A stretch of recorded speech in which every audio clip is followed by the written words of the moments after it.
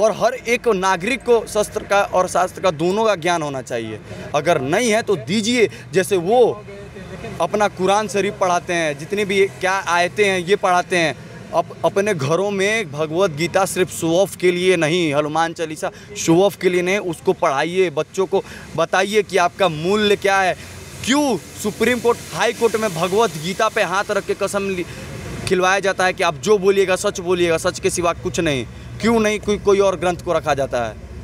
आप उस मूल्य को बताइए अपने बच्चों को, तभी जाके ये जो अभी देश में हो रहा है, जो मारा जा रहा है हिंदुओं को, वो खत्म होगा। गलती से योगी जी प्रधानमंत्री नहीं है, बोलते तो अभी तक कट गए रहते हैं। ऐसा ही प्रधानमंत्री चाहिए और हम जैसे युवा ना इनको समर्थन देंगे। मोदी जी से बढ़िया योगी जी हैं। अरे हैं, हम तो चाह रहे हैं कि वो प्रधानमंत्री बने। देखिए उसके बाद देश योगी जी में क्या बढ़िया लगा? योगी जी में देखिए ना, उत्तर प्रदेश में जाके किसी भी मुसलमान के अंदर इतना हिम्मत नहीं है कि जाके किसी हिंदू से भिड़ जाए। और जो ये हिंसा करने पे उतरते हैं, हिंसा किए तो इसका परिणाम भी उनको भुगतना पड़ा। अभी तो सिर्फ घर जब्त हुआ है, कहीं उत्तर प्रदेश से निकाल के इनको बाहर ना फेंक दे, दूसरे राज्य में जाके दर बदर की ठोकरें खाएंगे। ये जो अभी उदयपुर में जाके अकेले व्यक्ति पे हमला किए हैं, इनके अगर है तो हम जैसे युवा से आके भिड़े इनको बताते हैं। दोस्तों नमस्कार, मैं हूँ साक्षी और आप देख रहे हैं हिंदुस्तान 9 न्यूज़। अभी हम बात करने के लिए आए हैं उदयपुर में जो घटना हुई उस पर हम बात करेंगे। अभी मेरे साथ वैभव है, इनसे बात करेंगे। युवा है, देखते युवा क्या सोचता है कि ये जो कुछ भी हुआ उदयपुर में, क्या ये सही था, ऐसा होना चाहिए था? क्या लगता है वैभव, जिस तरह से हुआ कल उदयपुर में, क्या कहना चाहोगे उस पूरी घटना पर आप? देखिए, एक बार अभी रामनवमी के पहले मैंने एक पोस्ट किया था कि हिंदुओं तलवार सिर्फ दिखाने के लिए नहीं, ज़रूरत पड़ने पे उसको चलाना भी होगा। तो ये तो साबित कर दिया ना इन्होंने। अभी जो ये उदयपुर में किए, इन जो दोगले लोग हैं, ये जो अभी उदयपुर में जाके अकेले व्यक्ति पे हमला किए हैं, इनके अगर है तो हम जैसे युवा से आके भिड़े इनको बताते हैं। ये नहीं लगेंगे, हम लोग से नहीं लगेंगे। मर सिर्फ वही रहे जो सेकुलरिज्म पे जा रहे हैं, वो भाईचारे पे जाते हैं। ये वही लोग मरते हैं, वो कभी नहीं मरते हैं जो कट्टरवाद की बात करते हैं, या वो जिहादी हो या फिर हम हिंदू में। क्योंकि हमें पता है कि हमारा एम एकदम क्लियर रहता है कि हमें बस वो नहीं चाहिए। जैसे वो बोलते हैं ना, ला इलाहा इल्लल्लाह मोहम्मद रसूलुल्लाह, हमारा सिर्फ एक भगवान है, हमारा सिर्फ अल्लाह है। तो हमारे लिए तो भाई, हमारे लिए सिर्फ राम है, शिव है, शंकर है। हम अपने प्रभु को मानेंगे। हम मेरे धर्म के अलावा और हम किसी को धर्म ही नहीं समझते हैं। सिंपल बात है, हम कट्टरवाद पे चलते हैं, इसीलिए हमें कोई कुछ नहीं कर पाता और उन जैसे मरते हैं। तो हाँ, जो कार्रवाई हुई वो गलत हुआ, उस पर एक्शन होनी चाहिए। और सिर्फ जेल भेजना ही नहीं, सिर्फ वो वैसे बोलते हैं ना 15 मिनट, तो बस 15 मिनट हटा दीजिए, उसके बाद तो हम लोग देख लेंगे। देखिए क्या लगता है, देखिए एक मासूम को जिस तरह से मारा गया, शॉप में आए, देखा होगा आपने भी वो वीडियो, जिस तरह से वो आए शॉप में, पहले माप दिया और उसके बाद उनको पकड़कर साइड में एक व्यक्ति खुद ही वीडियो बना रहा था। क्या लगता है जिस तरह से किया गया है, एक हिंदुओं में या फिर लोगों में डर पैदा करने के लिए ऐसा किया गया है? आपको मेरे चेहरे पे डर दिख रहा है? हम हिंदू हैं। अगर मेरे हाथ पे चढ़ गया ना कभी कोई जिहादी बोलते हुए जिहाद और आज़ादी का मांग करते हुए, इनको फाड़ देंगे वहीं से। जो कलावा पहन के आते हैं और जो जनेऊ पहन के आते हैं, जिस एंगल में जनेऊ होता है ना, उस एंगल से काटेंगे, क्योंकि उस जनेऊ के लायक नहीं है जो जनेऊ को तुम धारण किए हो। ये जो कर रहे हैं उन पे, इनको जेल भेजना नहीं है समाधान, इनको काटना है। इनको भेजिए पाकिस्तान, इनको भेजिए अफगानिस्तान। जब वहाँ पे भी कुत्ते की तरह मारे जाएंगे तब इनकी अक्ल ठिकाने आएगी। ये भारत में रह के और भारत के लोगों को, जो यहाँ के मूल निवासी, जो सनातनी हैं, उन पे जो अत्याचार ये करने का कोशिश कर रहे हैं, ये कभी उसमें सफल तो हो नहीं पाएंगे। लेकिन जो करने का कोशिश कर, थोड़ा सा भी क्षति पहुँच रहा है ना, वो क्षति भी रोकना चाहिए। और ये तभी होगा जब हर एक हिंदू जागेगा। जब हम सिर्फ आके बोल रहे हैं ना मीडिया के सामने कि लेकिन होता है हमारे साथ, हमसे कोई नहीं लगेगा, क्योंकि वो हमारे अंदर आक्रोश भरा वो उसको देख रहे हैं। हम तो मरेंगे, हम तो सीधा कहते हैं, तुम 100 हो, हम तो मरेंगे सनम, लेकिन तुम्हें भी ले डूबेंगे। तुम्हारा मारने हम तो जाएंगे, बेशक खुशी खुशी जाएंगे, लेकिन तुमको भी लेके जाएंगे। ख़त्म। क्योंकि हम तो शास्त्र का भी ज्ञान रखें और शस्त्र का भी, हम दोनों चलाना जानते हैं। हम तो ब्राह्मण हैं। ब्राह्मण चलाना जानते हैं? हाँ, दोनों चलाना जानते हैं। हाँ जी, हम तो दोनों के वंशज है ना। रावण देख लीजिए, दादा आप तो कर लेंगे, आप तो सामना कर लेंगे, लेकिन जो नहीं जानते उनका क्या होगा? अरे जो नहीं जानते यार, तुम बेवकूफ़ हो क्या?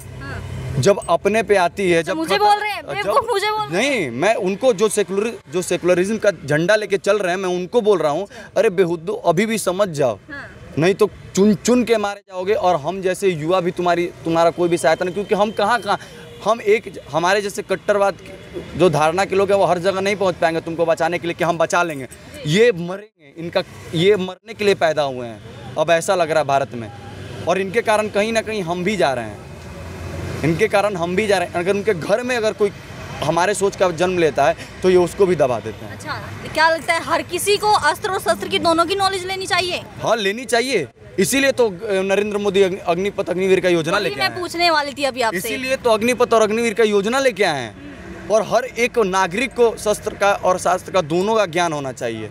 अगर नहीं है तो दीजिए, जैसे वो अपना कुरान शरीफ पढ़ाते हैं, जितनी भी क्या आयतें हैं ये पढ़ाते हैं।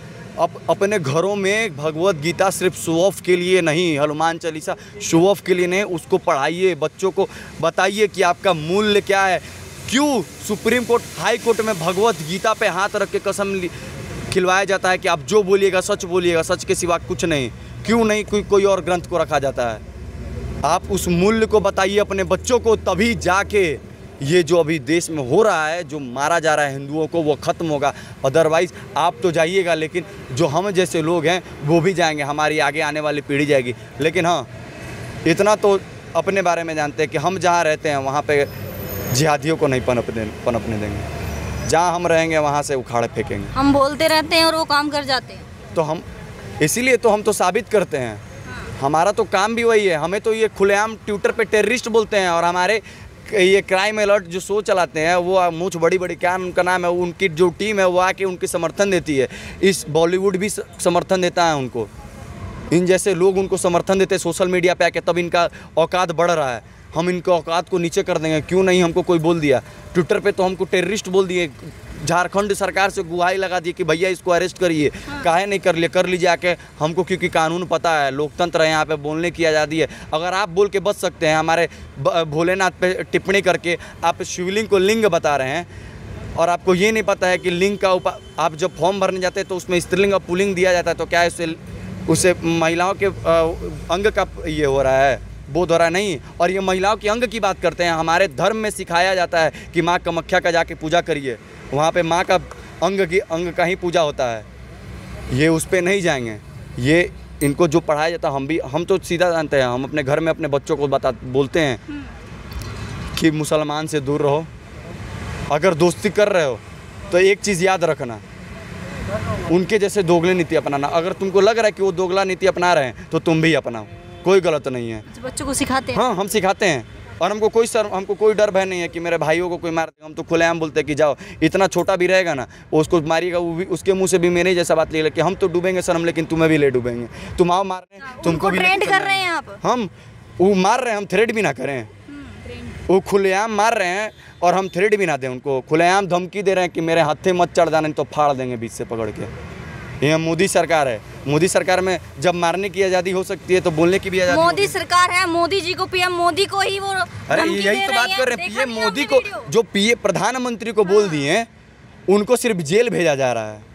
गलती से योगी जी प्रधानमंत्री नहीं है, बोलते तो अभी तक कट गए रहते हैं। ऐसा ही प्रधानमंत्री चाहिए। और हम जैसे युवा ना इनको समर्थन देंगे। मोदी जी से बढ़िया योगी जी हैं। अरे हैं, हम तो चाह रहे हैं कि वो प्रधानमंत्री बने। देखिए उसके बाद देश। योगी जी में क्या बढ़िया लगा? योगी जी में देखिए ना, उत्तर प्रदेश में जाके किसी भी मुसलमान के अंदर इतना हिम्मत नहीं है कि जाके किसी हिंदू से भिड़ जाए। और जो ये हिंसा करने पे उतरते, हिंसा किए तो इसका परिणाम भी उनको भुगतना पड़ा।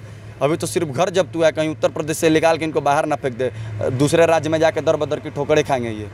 और दूसरे राज्य वाले इनको लात मार के निकालेंगे, तुम तो गरीब हो, भीख मांग रहे हो। नहीं देंगे भीख भी, क्योंकि हमारे देश में भीख देने का प्रचलन नहीं है। क्योंकि हमारे देश का कोई मूल निवासी गरीब नहीं है। ये रोहिंग्या हैं गरीब, जो यहाँ पे भीख मांगते हुए रोड पे नजर आते हैं। तो इनको हम ओपनली थ्रेड देते हैं। जैसे ये हमारे धर्म पे आके क्षति पहुँचा रहे हैं, हम भी इनको थ्रेड दे रहे हैं। क्या दिक्कत है? ये मार रहे हैं, हम इनको बोल रहे हैं। अगर मेरे बोलने से दिक्कत है तो फिर पहले उसको जाके पकड़ो जो मार रहा है, जो काट रहा है उन मौलानाओं को पकड़ो जो टीवी डिबेट में बैठ के हमारे धर्म के विरुद्ध बोल रहे हैं। नूपुर शर्मा के समर्थन में बोलने पे उनको काटा गया है ना, ऐसा न्यूज़ आ रहा है। हम बोल रहे हैं नूपुर शर्मा सही बोली, आके हमको काटो, खुलेआम धमकी दे रहे हैं। जिस दिन आ गए उस दिन जिंदा नहीं वापस जाओगे। तुम्हारी माँ, इनकी अगर ये मरते हैं तो इनकी माँ खुश होती है कि मेरा, अम्मी इनकी खुश होती है कि मेरा बेटा अल्लाह को प्यारा हुआ है। सही में प्यारा कर देंगे। गर्व से जो कहते हो ना, छाती पीट के, एगो वंश नहीं पलने देंगे। हमारी हैं, हमारे फौज में हैं। तो एज भी नहीं दिख रही मुझे आपकी, जिस हिसाब से आप बोल रहे हैं इतनी बड़ी बड़ी बातें, एज तो आपकी मुझे कम ही लग रही है। कहाँ से इतना जज्बा, कहाँ से, किससे सीखने को मिला आपको ये सब? हमारे संस्कार में है। हमारे धर्म के विरुद्ध जो बोले उसके विरुद्ध तुम खड़े हो जा, चाहे वो तुम्हारा परिवार ही क्यों ना। देख लीजिए, हमारे राजा महाराजा थे, पेशवा बाजीराव थे, ब्राह्मण थे वो भी। हम हमारे जो धर्म के विरुद्ध जाएगा हम उसके विरुद्ध खड़े हो जाएंगे। हमारे चाणक्य वो राज नहीं किए, वो राजा के गद्दी पे नहीं बैठे, लेकिन राज उन्होंने किया है। उनको चारों नीति आती थी। हम ब्राह्मण हैं, हमसे भिड़ोगे हम फाड़ देंगे। हम तो धमकी दे रहे हैं, आओ मारो। हम नूपुर शर्मा का खुलेआम समर्थन दे रहे हैं। जिस दिन आगे अपने जूते के नोक पे अगर तुम्हारे घर से तुमको नहीं उठवा लिए, तुम्हारे पूरे खानदान को, तो जो बोलना हो, आज तुमको नहीं मारेंगे, तुम्हारे पूरे परिवार को मारेंगे। क्योंकि मेरा मानसिकता है कि सिर्फ एक डाली को मत काटिए, उस जड़ को काटिए जिस जड़ से डाली निकला है। भैया देखिए, उन्होंने तो कुछ बोला ही नहीं था, सिर्फ एक पोस्ट ही की थी। तो उन्होंने पोस्ट करने से पहले काटा, उन्होंने पोस्ट करने से पहले काटा, फिर पोस्ट किया। हम पोस्ट नहीं करेंगे ना कुछ बोलेंगे। तुम आओ, हम तो खुलेआम तुमको आमंत्रण दे रहे हैं, तुम आओ मारो, उसका परिणाम तुम भुगत लेना। हम तो बोल दिए हम डाली नहीं काटते, हम जड़ काटेंगे। वो बता के नहीं आएंगे, नहीं आए बता के। हम चाणक्य के वंशज है ना, हमको आता है साम दाम दंड भेद, हमको चारों नीति आता है। तुम आओ, तुमको हम दिखाते हैं। तुम आओ, हम मेरे बारे में हम बोलते हैं ना, विभव कुमार नाम है, झारखंड में मेरा घर है, जाके पता कर लीजिए क्या इतिहास रहा है। हम तो खुलेआम मुसलमानों के गढ़ में गए हैं जहाँ एक भी हिंदू घर नहीं है, और वहाँ पे हम भगवा का गला में लपेट के शान से गए। और यहीं मुसलमान के अल्पसंख्यक के कांग्रेस के प्रदेश अध्यक्ष आए हुए थे, जिनको भगवा देखना गवारा नहीं है। उनके सामने भगवा तान के शेर खड़ा था और उन्होंने भी तारीफ़ किया था मेरा। ये है हिंदू, असली हिंदू। क्यों नहीं उस दिन किसी मुसलमान के अंदर इतना हिम्मत हो कि मेरा भगवा उतार दिया गले से। मैंने उस दिन स्टेटमेंट दिया था कि मेरी पहचान अगर मुझसे छीनोगे तो मैं तुम्हारा अस्तित्व ख़त्म कर दूंगा। ये है एक असली हिंदू का, ये है अंदर जो आक्रोश भरा हुआ है आज के हम जैसे युवा में, ये है असली आक्रोश। ये कर रहे हैं, ये अभी तो सिर्फ दिखा रहे हैं, ये शुरू कर रहे हैं, ख़त्म हम करेंगे, ख़त्म हम करेंगे।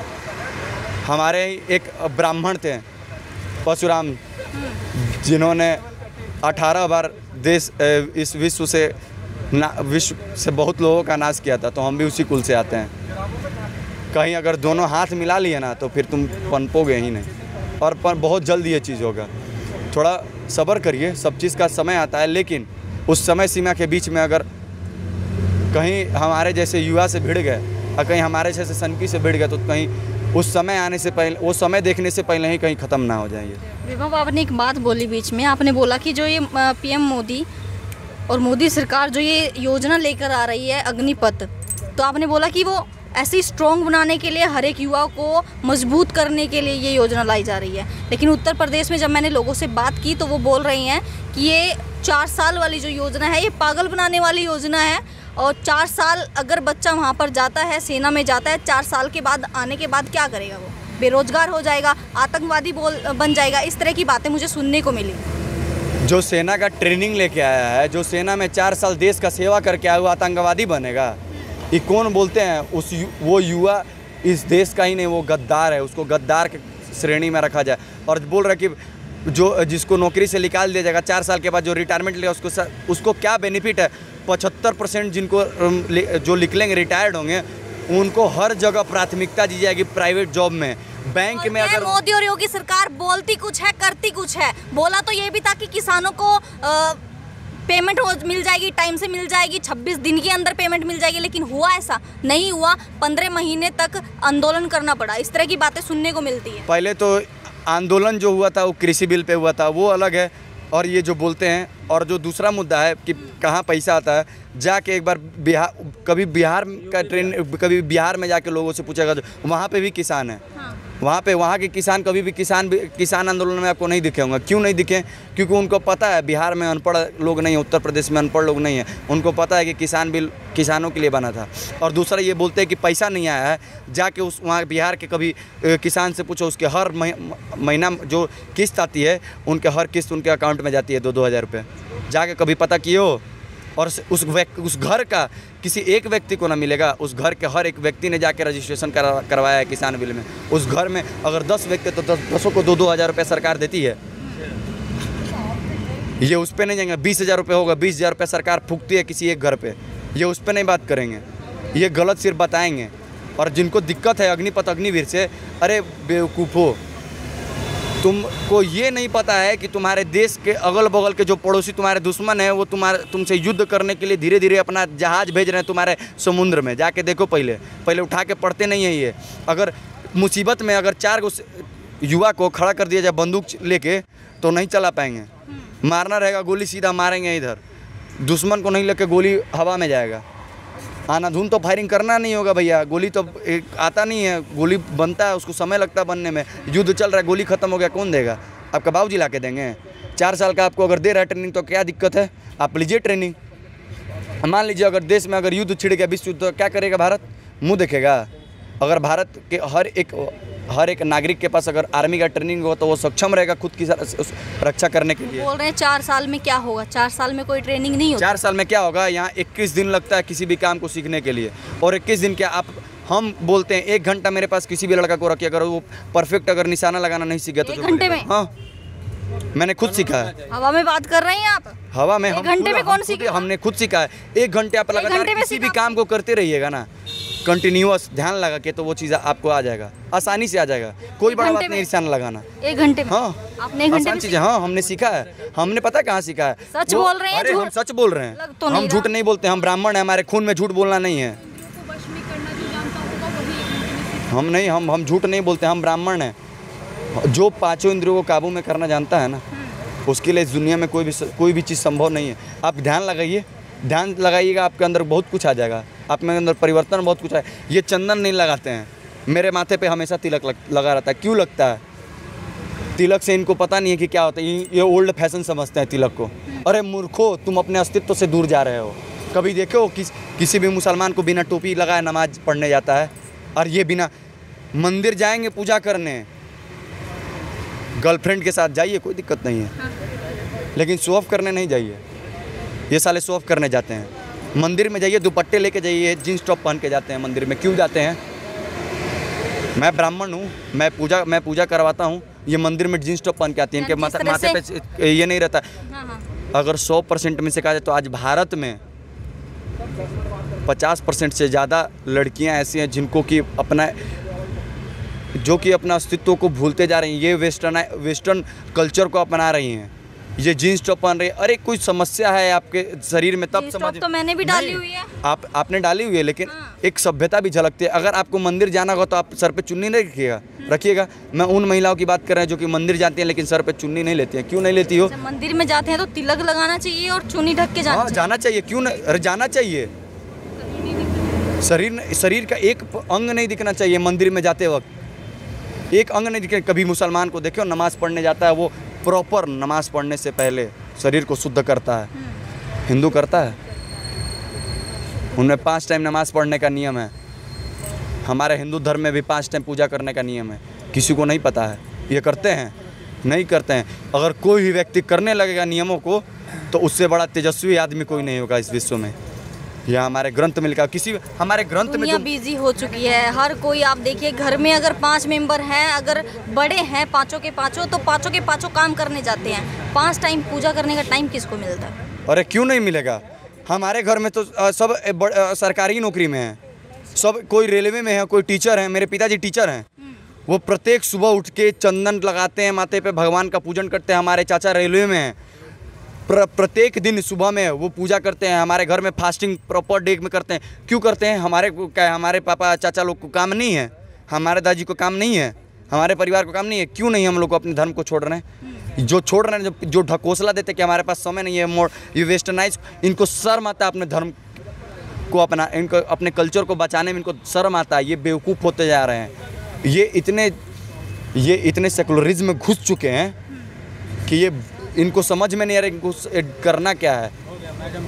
ये बेवकूफ़ हैं और इनको समझाने के लिए एक ही उपाय है, घर में अगर कोई एक व्यक्ति मेरे जैसा है तो उठाओ डंडा, उठाओ चाकू, मारना चालू करो शरीर पे, एक एक व्यक्ति सुधर जाएगा। अगर मेरा भाई छोटा अगर अपना धर्म छोड़ देगा जिस दिन, अगर वो जिहादी मेंटालिटी क्या हो जाएगा, जैसे जेएनयू में जाके अगर बोलने लगेगा अफजल हम शर्मिंदा हैं, तेरे कातिल जिंदा हैं, भारत तेरे टुकड़े होंगे इंशाल्लाह इंशाल्लाह, उसको उसी दिन काट देंगे हम लोग, काट देंगे भाई को काट देंगे।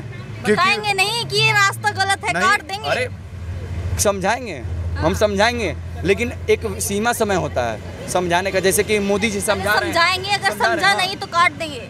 वही, हाँ काट देंगे, काट देंगे। जाइए मुसलमान धर्म में ये बोलते हैं कि तुम अगर धर्म के विरुद्ध जाओगे तो तुम पे फतवा जारी कर देंगे।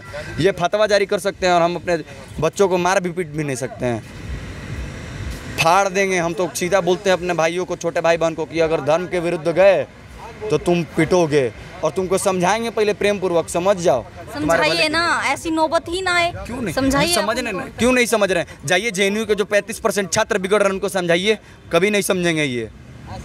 ये नहीं समझेंगे। कन्हैया कुमार समझता है, इतना बड़ा नेता हो गया है, बेहुदा है ये घुंचू है। बेहुदा बोल रहे हैं। हाँ बोलेंगे। ये जो नारा लगा रहा है खड़ा होके, और जब एक बीएसएफ की जवान बोलते कि तेरे छाती में तिरंगा फहरा, तो उसको बोलता है कि हम तो गर्व से लेंगे। अरे बेटा तुम वो किस भावना से बोले ना, उस भावना को पकड़ो। वो तो तिरंगा गाड़ने का बात करते ना, हम तो क्या क्या गाड़ेंगे तुम्हारे शरीर में, तुमको हवा भी नहीं लगेगा। हम तो चाहते हैं कि कभी जेएनयू वाला कौन आए हमसे सवाल जवाब करे, उसको बढ़िया से जवाब देंगे। हम गलती से जेएनयू में पढ़ नहीं रहे हैं क्योंकि हमारा अवधि पूरा हो गया। अगर हम पढ़ रहे तो हमको पहले, अगर मेरे समय में अगर हमको पता होता कि हमको कहाँ लेना है, हम एडमिशन जेएनयू में लेते हैं और गारंटी देना है जेएनयू में जो चल रहा है उसको ख़त्म कर देते हैं। हम कर देते हैं, हम तो जाएंगे सनम, लेकिन तुम्हें मेरे लिए डूबेंगे। अकेले ही खत्म कर देते कर देते हैं, हमको पता कैसे करना है ना, सारी टेक्निक्स है आपके पास। हाँ। सब कुछ पता है आपको, क्योंकि हम तो बोले ना कि हम शास्त्र भी जानते हैं और शस्त्र भी जानते हैं। हम है। हाँ।